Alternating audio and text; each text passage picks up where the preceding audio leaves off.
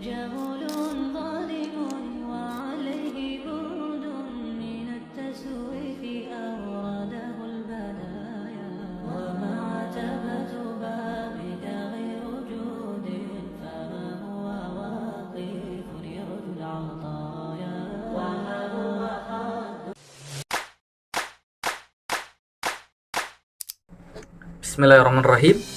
Assalamualaikum warahmatullahi wabarakatuh. Halo teman-teman sekalian, kembali lagi bersama saya dalam Learning Journal, mata kuliah penulisan berita dan artikel. Nah, kawan-kawan sekalian, di era digital seperti sekarang, kita tidak hanya membaca berita dan artikel, tapi kita juga ikut dalam menanggapi dan menyebarkannya. Tapi, pernahkah kita berpikir, kenapa ada artikel dan berita yang mudah dipahami, menarik, bahkan viral, dan ada pula yang tidak? Nah, mungkin salah satu jawabannya ada pada anatomi dan struktur penulisannya.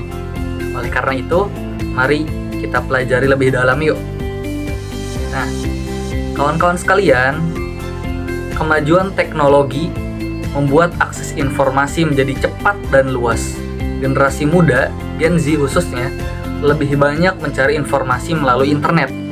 Dalam proses ini, media massa memegang peranan penting. Nah, khususnya oleh kita nih, mahasiswa komunikasi dan penyiaran Islam. Nah, namun kawan-kawan sekalian, masih banyak artikel dan berita yang ditulis tanpa struktur yang jelas atau menggunakan bahasa yang tidak baku. Akibatnya, para pembaca sulit sekali memahami isi pesan secara utuh.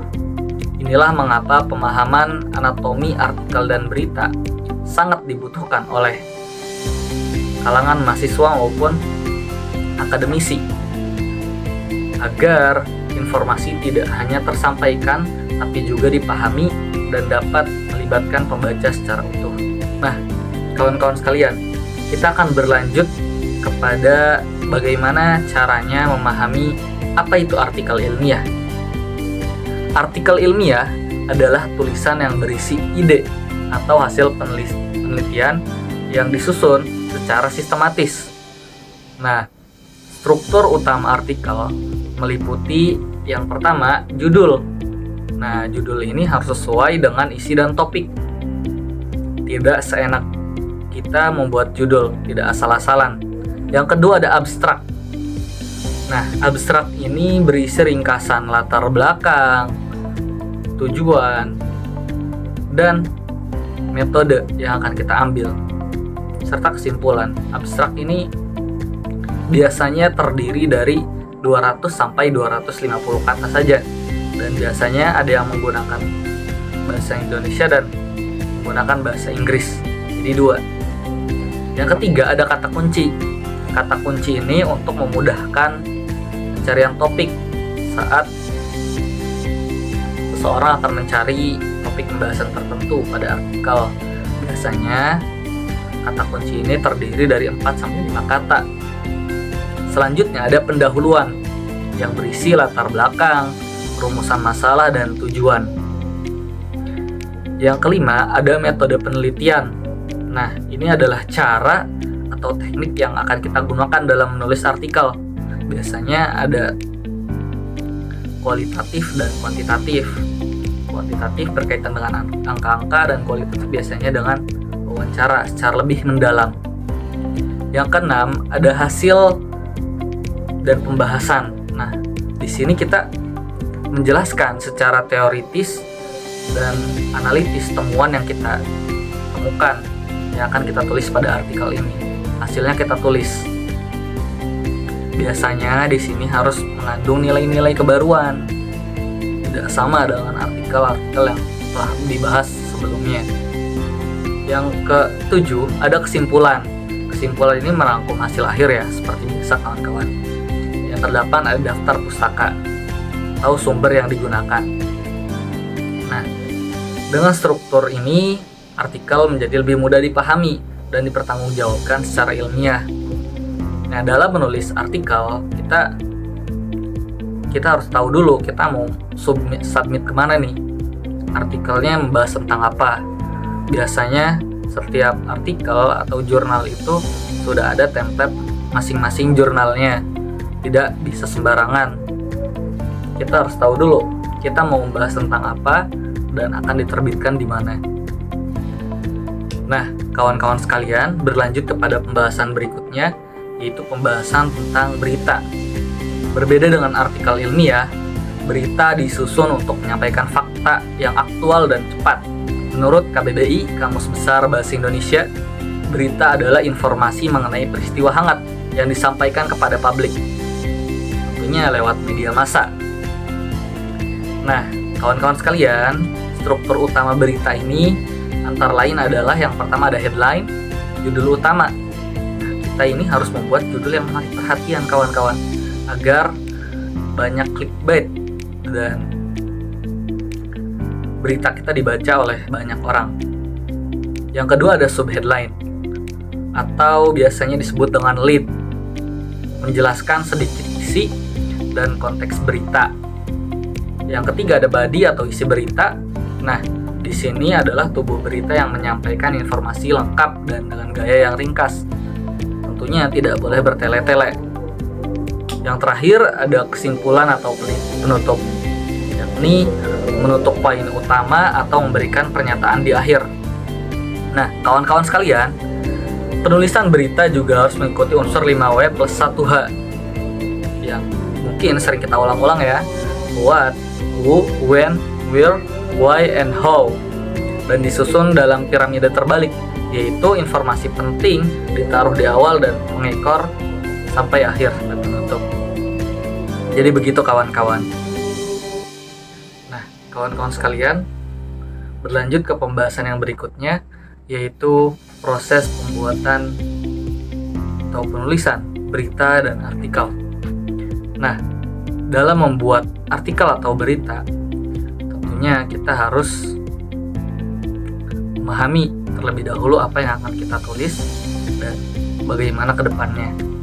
Dalam proses pembuatannya, mungkin saya akan membagi 3 sesuai yang telah diajarkan oleh Pak Adi dan makalah kemarin, yaitu ada 3 proses utama, yakni pra penulisan, saat penulisan, dan pasca penulisan. Nah, pada pra penulisan kita itu harus melakukan riset, yaitu mengumpulkan data dan informasi yang valid, bisa melalui survei, eksperimen, hingga dengan kajian pustaka. Nah, selanjutnya pada saat penulisan, biasanya artikel itu menggunakan format IMROD, Introduction, Metode, Result, and Discussion. Introduction, pengenalan, metode, hasil, dan diskusi. Mungkin ini juga telah saya jelaskan pada pembahasan kemarin. Nah, untuk berita, kita saat menulis berita itu biasanya menggunakan struktur piramida terbalik, dan kita harus memahami prinsip-prinsip jurnalistik serta harus mengandung unsur 5W plus 1H yang telah saya jelaskan. Selanjutnya adalah pasca penulisan atau proses penyuntingan. Nah, dilakukan penyuntingan ini adalah untuk memperbaiki ejaan, struktur kalimat, dan memastikan isi sesuai dengan kaidah bahasa Indonesia yang baik dan benar. Tanpa proses ini, kualitas tulisan bisa rendah dan bahkan bisa menyesatkan pembaca. Jadi pada penyuntingan ini kita koreksi ulang mana yang sesuai dan mana yang tidak. Nah, berikutnya adalah etika penulisan yang mungkin harus kita perhatikan. Nah, dalam menulis berita dan artikel, etika adalah hal yang sangat penting dan urgent. Untuk artikel ilmiah, kita itu harus menghindari plagiarisme atau tidak boleh menjiplak. Makanya artikel ilmiah itu harus mengandung nilai-nilai kebaruan dari artikel-artikel sebelumnya. Makanya tidak boleh hanya kopas saja. Kita harus menemukan analisis atau temuan yang baru yang kita jelaskan dalam hasil dan pembahasan. Selanjutnya adalah harus orisinil dan jelas hasil karya kita. serta transparan. Dari mana saja yang dijelaskan pada footnote ataupun daftar pustaka ketika kita membuatkan kutipan. Selanjutnya, publikasi tidak boleh dilakukan berulang tanpa alasan yang jelas. Jadi, ketika kita sudah submit di jurnal A, kita tidak boleh submit lagi dengan artikel yang sama di jurnal B. Kecuali dengan syarat-syarat yang jelas. Sebenarnya tidak boleh. Jadi ketika kita submit di jurnal A, di jurnal A saja, tidak boleh. Tidak boleh 2 atau 3 di jurnal lain. Submit juga tidak boleh. Selanjutnya, etika dalam penulisan berita adalah yang pertama harus berdasarkan fakta. Terus berimbang atau independen, tidak boleh berat sebelah. Ketiga, menghindari opini yang tidak didukung data. Nah, etika juga yang kita terapkan dalam menulis berita dan artikel ini akan menjaga kepercayaan publik terhadap media dan penulis. Jadi kita itu harus menjaga etika baik saat menulis berita maupun menulis artikel.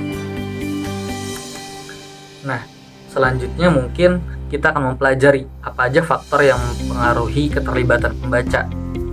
Bagaimana cara membuat pembaca menarik dan artikel kita menjadi artikel yang baik.